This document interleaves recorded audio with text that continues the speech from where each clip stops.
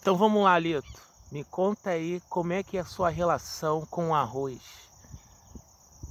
É um pouco longa. Isso começa em 1964, precisamente, no Vale do São Pedro, que é aqui por perto, é que tem um rio chamado São Pedro, e eu tenho lembranças sublimes de lá, que meu pai comprou um sítiozinho. Eu sou oriundo de uma família de 10 irmãos, 7 homens e 3 mulheres. Meu pai paraibano, minha mãe pernambucana.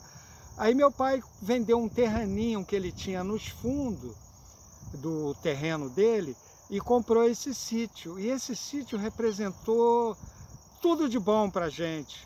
Porque aí meu pai, como bom nordestino, ele plantava aipim, batata doce, milho, quiabo.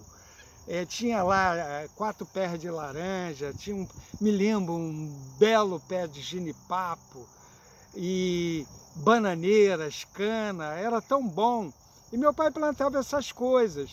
Mas eu, devido ter nascido no Rio, eu gostava de hortaliça, de horta. E aí eu fiz uma pequena horta. Um belo dia eu descobri que tinha uns cachinhos de uma planta. Eu falei, isso parece arroz. E os netos dessa pessoa que vendeu o sítio para o meu pai, eu falei, isso parece ser arroz. Aí os dois meninos falaram, chamavam-se Luizinho e Luizão, não esqueço o nome, meninos espertos pra caramba, por sinal. E eles falaram assim, meu avô plantava arroz aí. Eu falei, pô, e aqui dá arroz? Eles falaram, dá. O que é que aconteceu? Eu consegui uma semente crioula do local e plantei. Mas vejam vocês que aconteceu uma coisa inusitada. Em 1964 houve um dilúvio no Rio de Janeiro, que em Ribeirão das Lajes caiu uma tromba d'água e o Rio Guandu, ele subiu assim 4, 5 metros. E o Rio São Pedro era afluente do Rio Guandu. E se o Rio Guandu sobe, o afluente tem que subir também. Meu amigo, foi uma inundação. Meu pai criava uns porquinhos, tinha lá umas cabritas. E é o seguinte, cara, aí perdemos tudo. Aí eu depois fui ver, tinha uma quantidade de lama no vale, no sítio todo. E eu fiquei horrorizado com aquilo. E aí fui ver um arroz que eu plantei, era um trechinho pequeno, assim de 12 metros por 8 metros talvez de largura. Aí estava tudo na lama, nem aparecia os pés de arroz.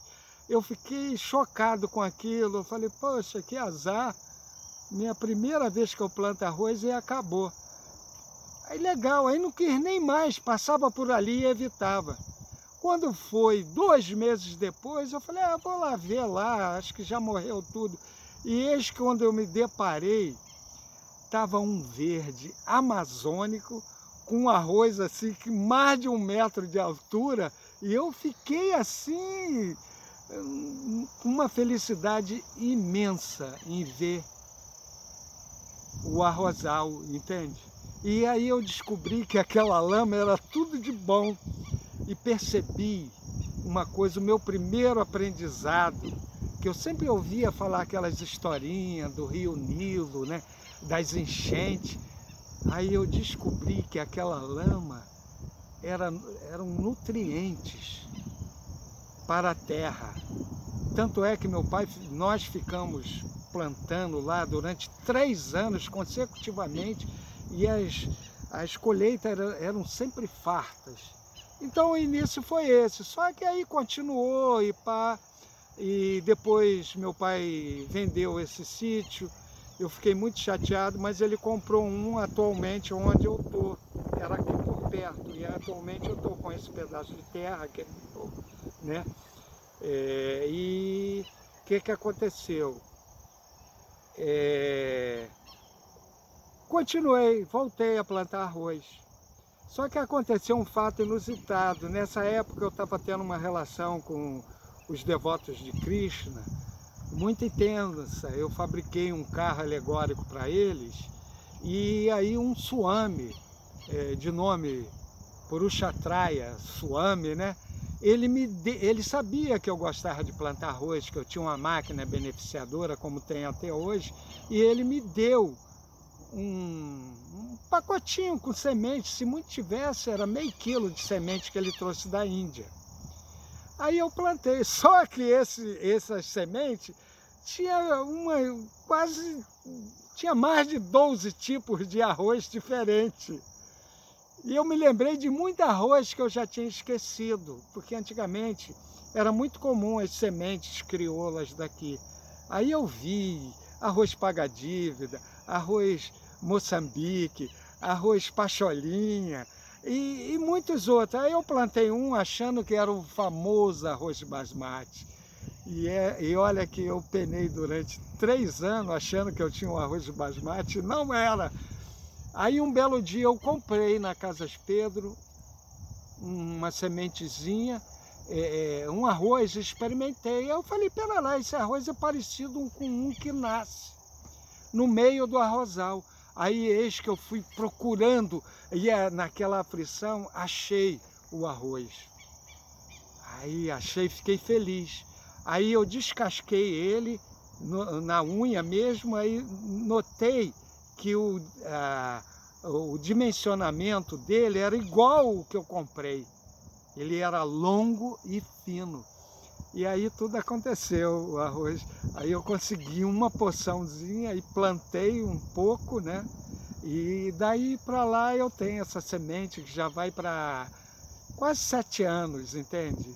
Ela é uma semente que eu não preciso comprar com ninguém, eu sou autossuficiente, eu guardo minha semente com carinho e aí eu planto.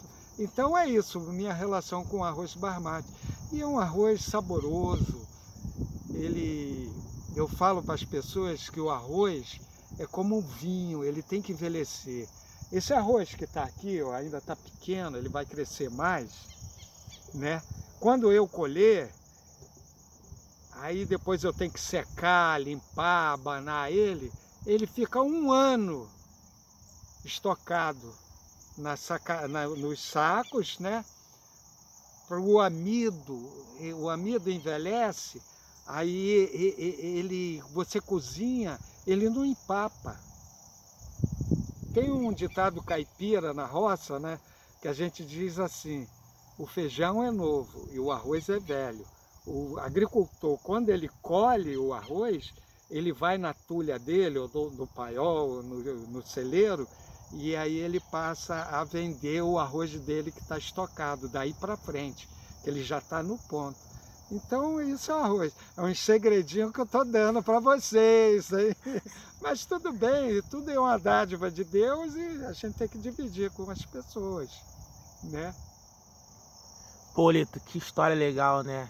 Então vamos lá. E a questão do orgânico? Porque eu sei que seu arroz é orgânico, né? Você pode contar pra gente um pouco? Ah, sim, para mim será um prazer, porque é uma história de vida, cara. Veja você, eu tiro até o chapéu para essa história, porque foi uma primeira experiência que eu tive.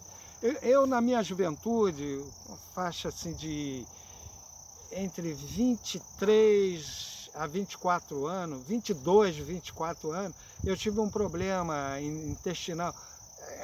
Sendo mais objetivo, eu tive um problema de hemorroida, sabe? E falavam que tinha que fazer uma cirurgia. E eu, jovem, eu falei, pô, ninguém vai mexer em mim, essas bobajadas que a gente tem, né? Aí é o seguinte, um amigo meu me deu acesso a um livro, me emprestou e depois até me deu, sobre macrobiótica. Aí falava numa tal dieta de cereais de 10 dias, Jorge Ossava, Sakura Osawa Niote. E pô, o negócio era violento. Era 10 dias de cereais, mastigando, entende? Tinha que liquidificar e tomar um chá, né? E em 77 deu um veranico, fez muito calor. E eu fui severo, eu fiz a dieta de 10 dias. A ponto de que eu me lembro, no 6º dia, minha saudosa mãe já abandonou o corpo, velha dona Noêmia, ela chegou para mim e falou: meu filho, você está emagrecendo muito, é melhor você parar com isso. Eu falei assim: mãe, eu estou me sentindo tão bem, eu estou dormindo, eu estou me sentindo assim feliz, que se eu morrer por causa disso, eu morro feliz. Ela: ah, meu filho. Eu falei: não, mãe, mas não vai acontecer nada disso. Resumindo, e eu continuei e realmente aí eu aprendi que a alimentação é a base da saúde. E aprendi nesse livro, através da macrobiótica, que o alimento tem que ser orgânico, puro, e dentro de um raio de 50 quilômetros. É meio difícil isso no mundo moderno, mas, por exemplo, aqui para o Rio de Janeiro, quem comprar meu arroz, está dentro do patamar, um pouquinho mais, que Japeri é um pouquinho mais longe, mas está perto, entendeu? Então é um produto de alto nível. E eu produzo, além de arroz basmati, eu produzo milho, eu faço fubá orgânico. Feijão eu estou meio paralisado, porque eu dependo de uma máquina aí para bater, porque é muito árduo. Tem que bater na vara, e eu já não estou mais com essa bola toda, estou com 70 anos, ainda aguento, mas é meio pesado, entende, para mim. Aí eu tenho que chamar meus filhos para me ajudar, e eles me ajudam. Ó, por exemplo, esse arroz que está aí, eu tenho um filho que é formado em Direito. Talvez vocês vão até mostrar, que eu mostrei uma fotografia pro meu pro cameraman aí, o Vladimir Reis, e o celular MEI, né, câmera, ele, por exemplo, ele talvez mostre, é o meu filho, ele de chapéuzinho aí na lama, ele e o parceiro que eu tenho participação, eu dou de meia ou de terça para ele, porque eu gosto de dividir as coisas, porque meus pais eram de esquerda e nos ensinaram sobre socialismo, comunismo, entende? O comunismo espiritual, né? O socialismo. Então eu gosto de dividir, porque esse negócio de explorar o trabalhador está por fora. O capitalismo tem que ir para o vinagre. O capitalismo ele tem que ser, pelo menos, entende, ter rudimentos assim de bem-estar social. O patrão ele tem que se preocupar com o seu trabalhador. O trabalhador satisfeito, ele produz mais, ele é feliz, ele consome, inclusive, né? Isso não é novo, não. Henry Ford, por exemplo, ele pagava bem seus empregados porque os seus empregados compravam o seu produto, né?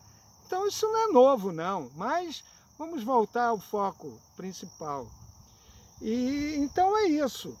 Eu tenho muitas carências aqui, eu preciso de algumas máquinas, entende? Que não são máquinas complicadas, são máquinas até mais voltadas para a agricultura familiar. Hoje em dia, né, a tecnologia facilitou. Eu gostaria, por exemplo, de arar essa campina com boi, mas até para ter boi hoje em dia é difícil, entende? Mas então tendo máquina, né, aí facilita um pouco, né? E é tudo caro, né? Eu me lembro que na época do Lula e da Dilma, eles facilitavam muito o crédito para o pequeno produtor. Hoje em dia está muito difícil. Mas isso aí é outra história, cada um que tire suas conclusões. Eu tenho conclusão sobre isso, entende? Que um governante ele tem que sempre se preocupar com o bem-estar social, né? E um agricultor ele tem que ser facilitado, que nós somos o estômago da sociedade. E nós temos por obrigação levar alimentos puros para a sociedade, alimentos orgânicos, né? Então, a minha agricultura aí é agroecológica, entendeu? Eu não estou no patamar totalmente orgânico, porque aí eu tinha que fazer uma certificação. Então é agroecológico. Mas para mim é orgânico, porque eu sei do que se trata, entende? Eu conheço a terra aqui, entende? Então, para mim, Isso é uma coisa fundamental, o alimento tem que ser puro, até porque aqui no meu sítio eu faço horta, quando chega o outono, né?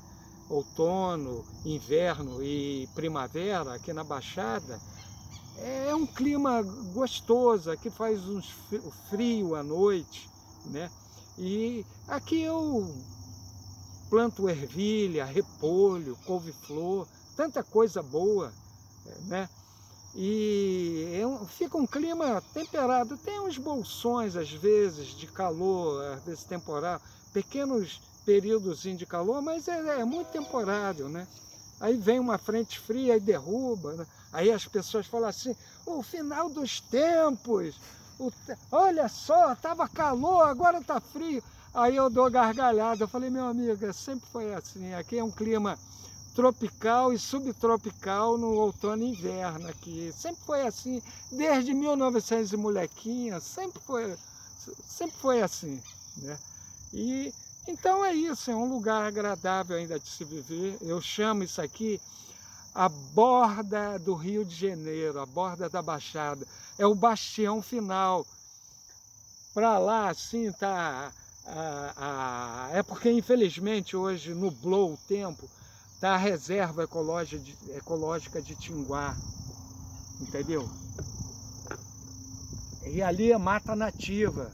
Antes de Cabral chegar aqui, já existia árvores centenárias, que até hoje existe aqui. Atrás da gente passa um córrego, um dos córregos que passa aqui na minha propriedade e que logo aqui atrás faz divisa com outro vizinho aqui. E eu pego essa água, eu tenho uma bomba, que eu bombeio água para esse arroz. Mas aí depois eu pego uma água que é uma tubulação que vem da SEDAI, é uma água que vem da montanha, uma água cristalina. Aí eu mantenho um filetezinho de água só para manter a água, né? Que eu tenho um tipo de procedimento agrícola, ou um amanho na época de preparar o solo, que depois que eu aro a terra, acontece um fenômeno interessante. Tem um pouco de barro que a gente joga um pouco de argila, aí a argila ela cria um selamento, uma película na terra, que o solo daqui é areno-argiloso. Ele tem muita perca por lixiviação de água. Então depois que eu passei a fazer esse procedimento, a água se mantém mais numa estanqueidade, entende? Ela não há perca. Há perca por evaporação e por infiltramento também, mas é bem menor. Então eu quase que não uso mais água, entende? Eu bombeio muita água. A minha bomba, por exemplo, ela recalca 40 metros cúbicos por hora. Multiplica isso em 24 horas. É muita água que entra aí, né? Mas aí depois, quando sela, aí eu diminuo, aí eu nem uso mais a bomba. É só esse filete de água, só para manter a água, porque o arroz gosta de água, tem que ter a água, né? O segredo do cultivo do arroz irrigado é a água. Se não tiver a água, você não vai ter boa colheita. Então é isso, acho que eu me prolonguei até demais.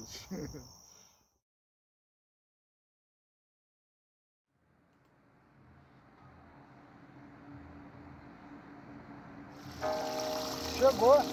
Vem cá, na cozinha eu deixei aberto lá, deve estar caindo água lá doidado. Tu fechou?